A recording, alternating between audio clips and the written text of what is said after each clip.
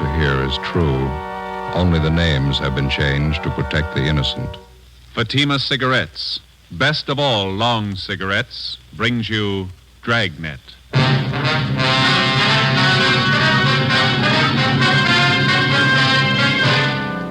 You're a detective sergeant.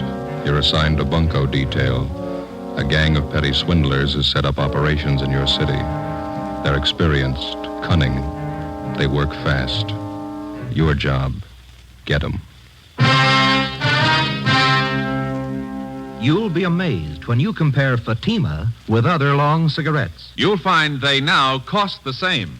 But in Fatima, the difference is quality. You see, Fatima is the quality king-size cigarette because it contains the finest Turkish and domestic tobaccos superbly blended.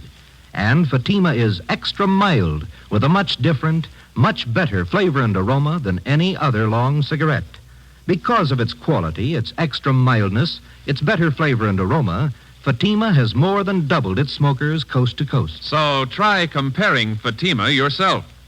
Fatimas now cost the same as other long cigarettes, but your first puff will tell you. Ah, that's different. Yes, in Fatima, the difference is quality. Ask your dealer for Fatima, the quality king-size cigarette. Best of all long cigarettes. Start enjoying Fatima tomorrow.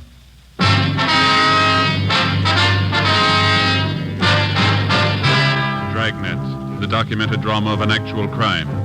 For the next 30 minutes, in cooperation with the Los Angeles Police Department, you will travel step by step on the side of the law through an actual case transcribed from official police files. From beginning to end, from crime to punishment, Dragnet is the story of your police force in action. It was Tuesday, December 14th. It was cold in Los Angeles. We were working the day watch out of bunco detail. My partner's Ben Romero. The boss is Captain McCauley. My name's Friday. It was 10:35 a.m. when I got to room 38. Bunco detail. Joe? Yeah, Ben. Joe, this is Miss Bergstrom. You talked to her on the phone last night? Oh, yeah, sure. This is my partner, Sergeant Friday. How do you do? Glad to know you. Would you care to sit down? Thank you. I was downtown, so I thought it'd be just as easy for me to come in and see you. Did you bring those things with you, Miss Bergstrom? Here they are. Wristwatch, pen and pencil set. Mm-hmm. Sure make them look nice, don't they? On the outside, yeah. Let me take the back off the watch for you. There. You can see for yourself, Sergeant. It's junk, not worth 15 cents.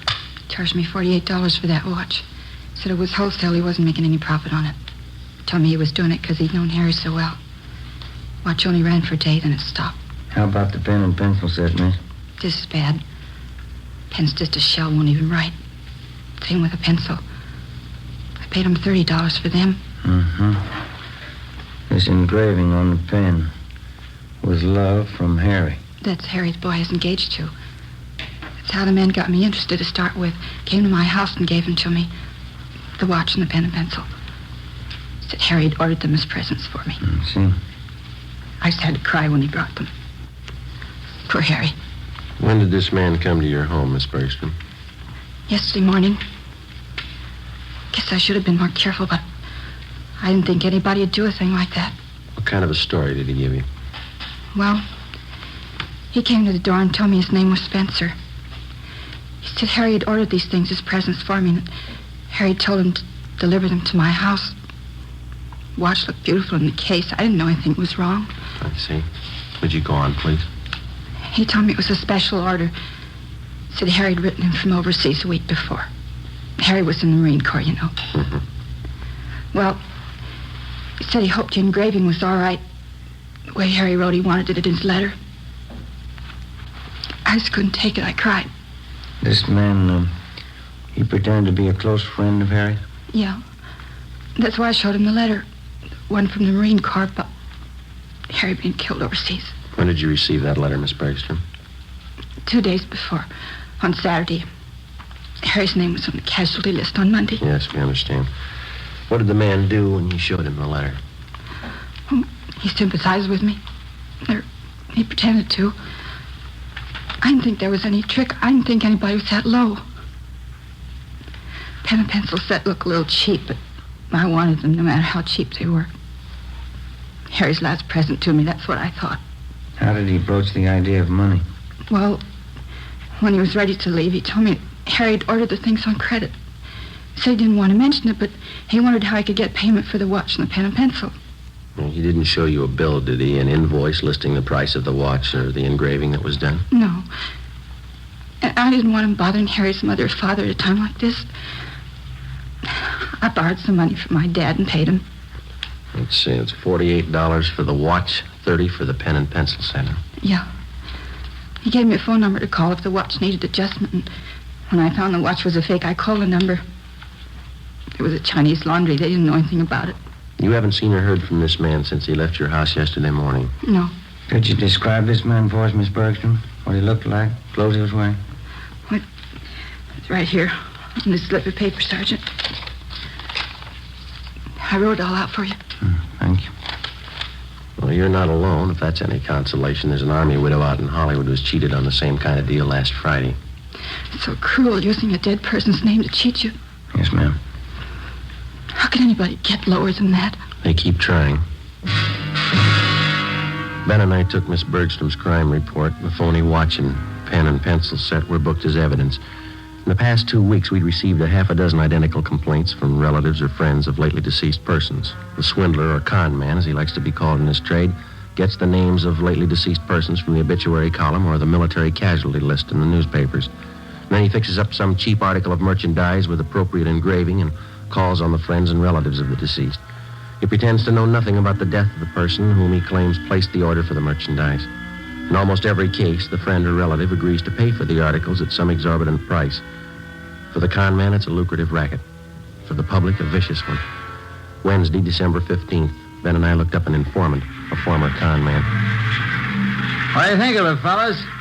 Been in business for 2 months, doing fine. What do you think of it? Looks great, Judge. Nice setup. Finest baby laundry in South Los Angeles. That's why I advertise. Hey, you don't think that's too broad, do you? No, I don't think so, Judd. You got some nice equipment here. Baby laundry. How'd you ever get started? Father-in-law set me up with a loan. Says he got tired of me trying to sell him bum watches. Well, that's a good break for you, Judd. Say, you got a couple of minutes? We'd like to talk to you. Sure thing. Come on back here. Okay. Fine, thanks. Yeah, I've squared away, living a solid life. Not bad at all, you know. It surprised me. You ever see any of the old gang, Judge? Not much, no. Some of the old grifters look me up now and then, try to touch me. No go. Hey, here you are.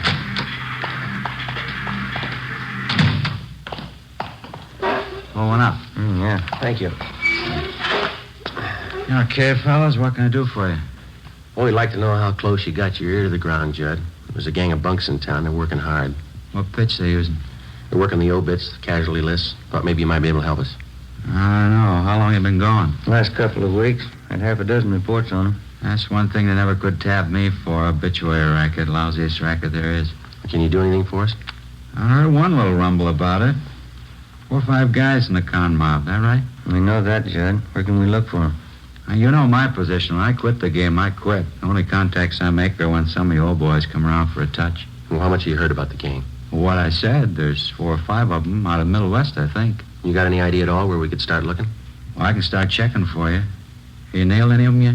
We gotta find them before we can arrest them, Judd. Yeah, well, as I say, when I quit the game, I quit. But maybe I can take a few soundings for you. Can't promise you anything. I'm strictly on the up and up. Okay, Judd.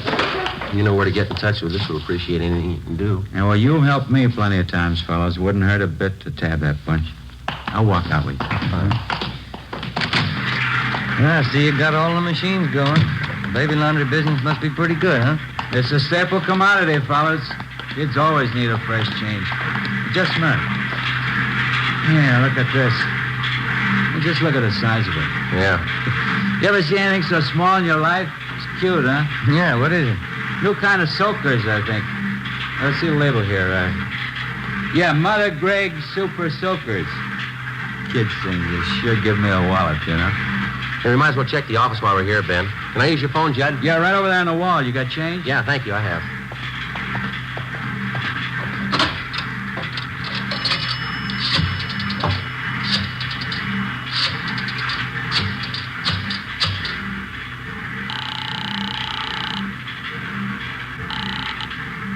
City Hall. 2572. 2572. Bunko fugitive, Bryant. Joe Friday, Tom. Anything doing? Yeah, Joe. Think we might have a lead on those bunks working the obituary racket. What do you got? They reached a woman in Highland Park. Where are you? Baby laundry. Oh. Well, it's a Mrs. Westerly. Her daughter was killed in an auto accident. Last night they came around and sold the woman a watch her daughter was supposed to have ordered. Also a necklace and pen and pencil set. $250. Usual junk. Did you talk to this Mrs. Westerly? Yeah, we took the report. The man's description, his M.O., the rest all match up. What's the lead? She watched the man when he left her house. Yeah? He got in a taxi cab. 10:30 a.m. While Sergeants Bryant and Ullery got out a broadcast on the suspect, Ben and I drove to the offices of the cab company where we contacted the special agent. He helped us check the way bills for the preceding night. On the way bill for cab 213, we found the trip listed. Starting point, the intersection nearest the Westerly home. Destination, a hotel on South Flower Street. We went to the hotel and interviewed the desk clerk. From the description we gave him, he identified the man as Fred G. Norris from Minneapolis. At least that's the way he'd signed the hotel register. The clerk told us Norris wasn't in. We had him show us Norris's room. In his suitcases, we found quantities of dime store costume jewelry, monogrammed, and 24 cheap wristwatches and wallets and handbags done in poor quality imitation leather. Also a portable engraving set. The clerk told us that Norris was expected back shortly. We told him to say nothing to the suspect when he arrived. We called the office and arranged for a stakeout at the hotel. Then we drove back to the office. 1 p.m. They told us Norris had been recognized from his description and picked up by Unit 17R on the way back to his hotel shortly before noon.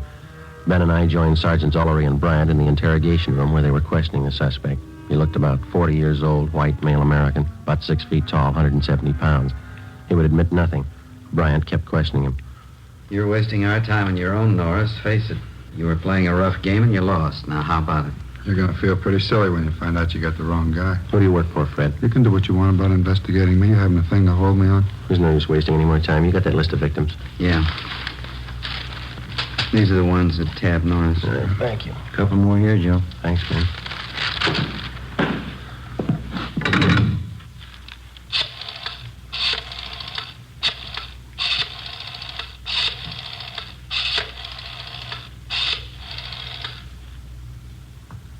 Hello, Miss Bergstrom there, please? Oh, this is Sergeant Friday, Miss Bergstrom, Bunko Detail. Yeah, we picked up a suspect. We'd like to see if you can identify him. Would it be all right if we sent a car out for you right now? All right, fine. Thank you very much. Bye.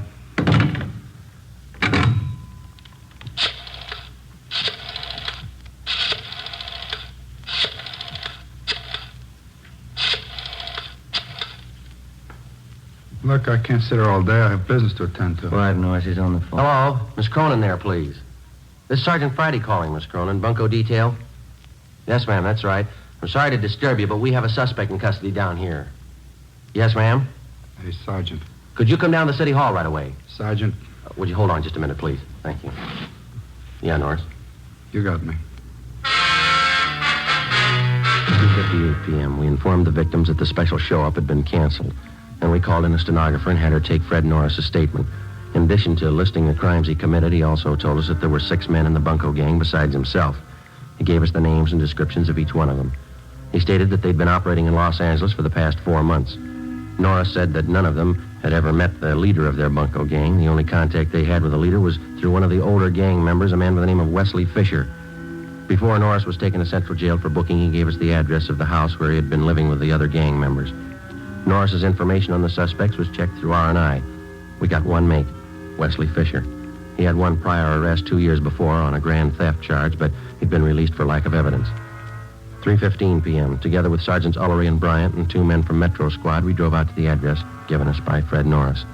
Turned out to be a neat-looking bungalow in the West Hollywood area. Well, let's go.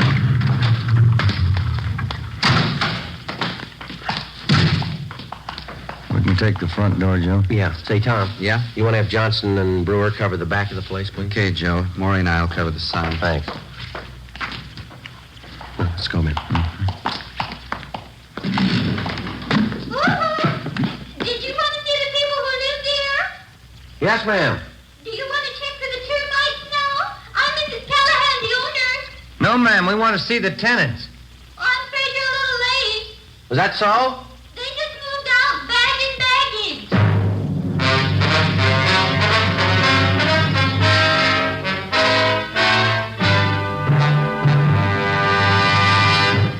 You are listening to Dragnet, authentic stories of your police force in action.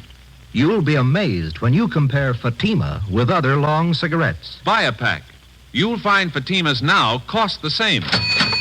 Light a Fatima. Ah, that's different. What a difference. Yes, friends, in Fatima, the difference is quality. Quality of tobaccos, the finest Turkish and domestic varieties, extra mild and superbly blended to give you a much different, much better flavor and aroma than any other long cigarette. Quality of manufacture. Smooth, plump cigarettes, rolled in the finest paper money can buy. Quality, even to the appearance of the bright, clean yellow package, carefully wrapped and sealed to bring you Fatima's rich, fresh, extra mild flavor. Try comparing Fatima yourself. Fatimas now cost the same as other long cigarettes, but your first puff will tell you... Ah, that's different. Yes, in Fatima, the difference is quality. Ask your dealer for Fatima, the quality king-size cigarette. Best of all long cigarettes. Start enjoying Fatima tomorrow.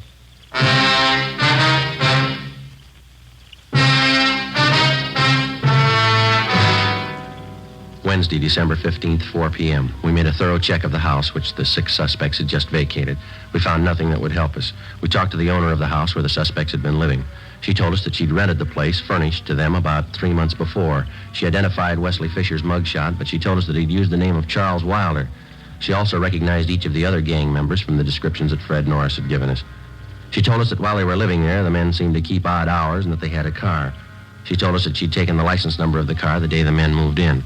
The number was checked with DMV. It was registered in the name of Wesley Fisher, 1008 California Street. It's a transient hotel. The manager told us Fisher had moved about 9 months ago. There was no forwarding address. We got out an all-points bulletin on Wesley Fisher requesting that all occupants in his car be held for investigation of grand theft. Thursday, December 16th, 8 a.m. Oliver Ray Bryant, Ben, and I met with Captain McCauley. Where are they getting all this junk they're palming off? Where's their source of supply? The guy we picked up, Norris, told us they brought a good supply of it out with him from the Middle West. That hotel room Norris had downtown, they were using that for a warehouse. They didn't want to keep the stuff at the house they were living in. How are they hitting? Any possibility of stakeouts? No, not unless we cover every name in the columns. You might have to try it. Something's got to be done. Look at these. 2 more this morning, straight out of the obituary column. Took one family for $90. Another one for $60. How about that last run through the stats office? Help you any? They pulled some more mugs for us. I'm going to show them to the victims this morning. How about this Norris? You think he's come up with everything? We were up talking to him again at county jail yesterday. Didn't have anything new, Skipper. We dropped in at the sheriff's bunco detail. They've got one new case, same M.O. Description comes close to one of the guys. The victim was the father of a Navy flyer lost overseas. They sold him a gold watch chain that his son was supposed to have bought him for a present. Solid brass. The sheriff's men got anything new? We've been working pretty close with him. Nothing new. Excuse me. Bunco fugitive, Captain McCauley. I talk to Joe Friday. Oh, yeah, hold on. You, Friday. Oh, thank you. Yeah. Joe, this is Judd. Can you meet me out at my place? What do you got? The name Wesley Fisher mean anything to you? 8:30 a.m. Ben and I drove out and met with Judd at his home. He was still in his bathrobe when he met us at the door. He told us he had an important appointment downtown at 9 o'clock and he was in a hurry. We talked to him while he shaved. Hope you fellas don't mind. Can't miss this date, lining up some new business, you know. It's all right, Judd. Go right ahead. Yeah, I gotta move fast on these things before they cool, you know. Well, works the same with us, Judd. What's the story? Well, I don't know what's worse. Brother Max called me this morning. You remember my brother Max, don't you? No, I don't think so. He works the Pink Parrot Bar in South Main. When you were in to see me the other day about those grifters you want, I gave my brother a tumble on it. Told him to keep an eye open. Hand me that towel, will you? Oh, yeah. Here you go. Thanks. They're all steamed up.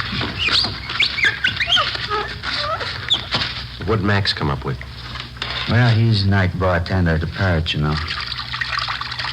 Now, last night he spotted a couple of guys at the bar. Had some day-old newspapers. Uh-huh. They were sitting there with the papers turned to the obituary column, checking off names, writing down addresses. Max is pretty sharp that way. Spotted him right off.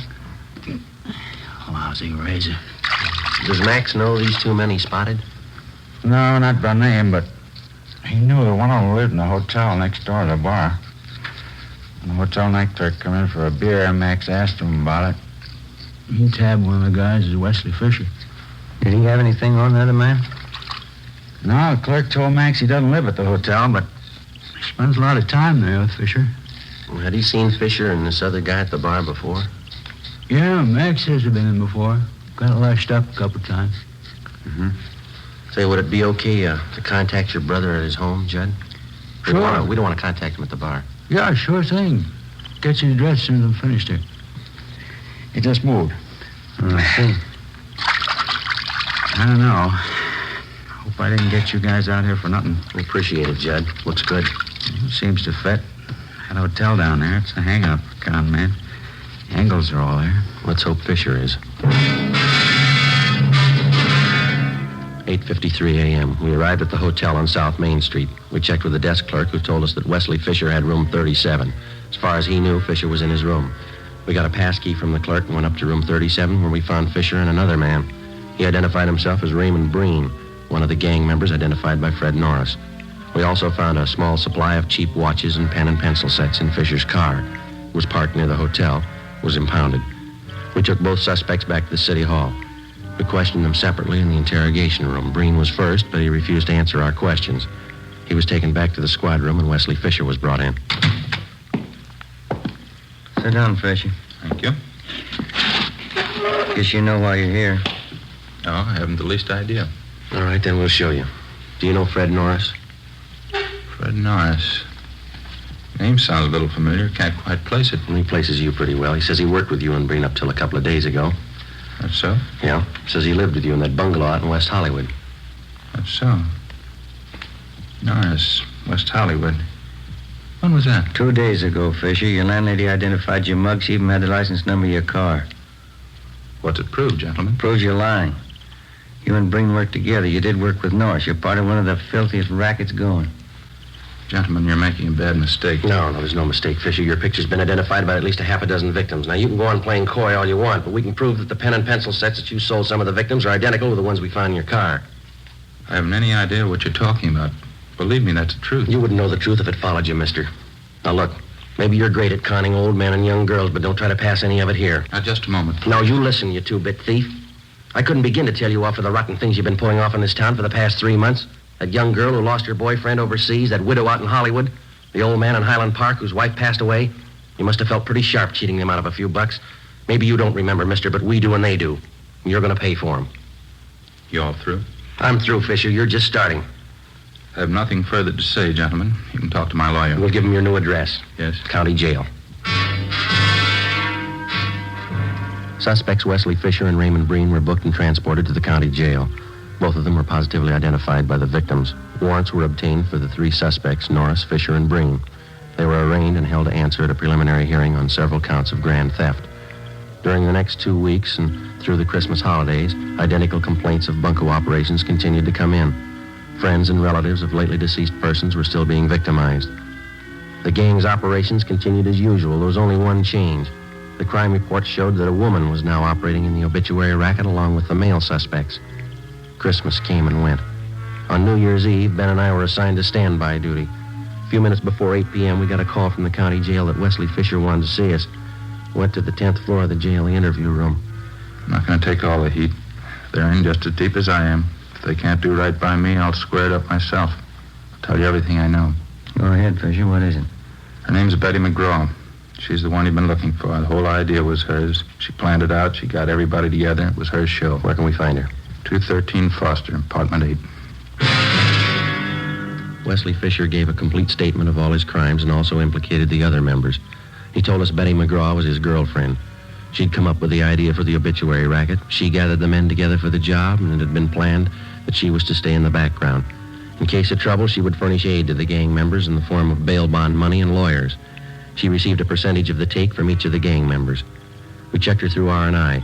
She had a criminal history dating back 11 years. We obtained her mugshot. 10:30 p.m. We went out to the address Fisher gave us. A maid answered the door. She told us that the McGraw woman was not there, that she'd gone to a New Year's Eve celebration at a downtown hotel. It was 11:15 when we got there. We identified ourselves to the special officer at the hotel and showed him the mugshot of Betty McGraw. He thought he'd seen her at the main bar. We started looking. Sure do pack 'em in. Yeah. Say, excuse me, please. Can I get through here? Thank you. Sorry, excuse me. Hey, Joe, over this way. I think we can get through. Okay, do you see her yet? No, they're jammed in there. I can't see a thing, but... Hey, wait a minute. Yeah. Can you see down at the end of the bar there? Where? And the black red? Oh, yeah, that's her. Would you let us through here, please? Excuse me. Sorry. Joe? Right behind you. Is your name Betty McGraw? Is your name Betty McGraw? Sure, I'm Betty McGraw. I don't know you. Who are you anyway? Police officer. We'd like to see you outside. Outside? I'm staying here. This is where the party is, right here. Let's go, lady, outside. Is there a bar outside? I didn't know there was a bar outside. Okay, Ben. Come on, Lenny. I don't know you at all. I'm not going. I'm not going with you. There it is. Happy New Year! Happy New Year! No use trying to get through this. We'll have to wait. Yeah. Well, Happy New Year, Joe. Yeah, same to you. Maybe next year we'll have it off. I don't know why. I always cry when I hear that song. No reason, I just cry. Yeah? Every year, they play it and I cry. No reason at all. You got one this year, lady. Come on.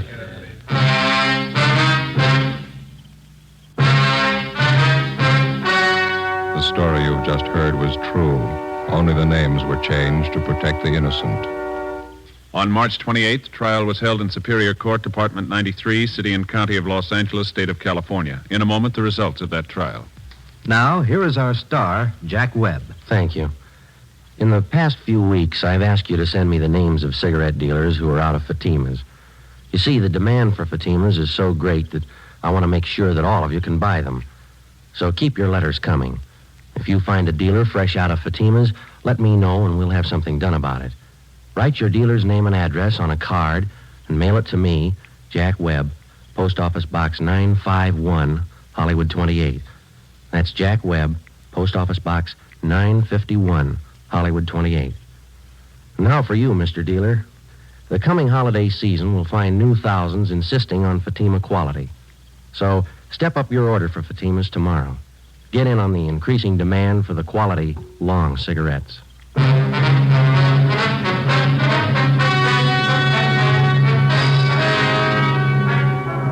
The remaining members of the Bunko gang were apprehended and brought to trial.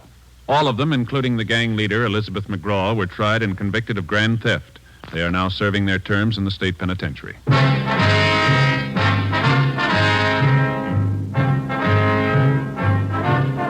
You have just heard Dragnet, a series of authentic cases from official files. Technical advice comes from the Office of Chief of Police W.H. Parker, Los Angeles Police Department.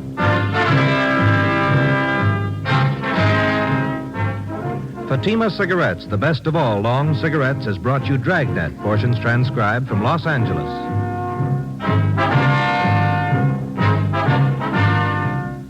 Coming up, We the People, then Screen Directors Playhouse on NBC.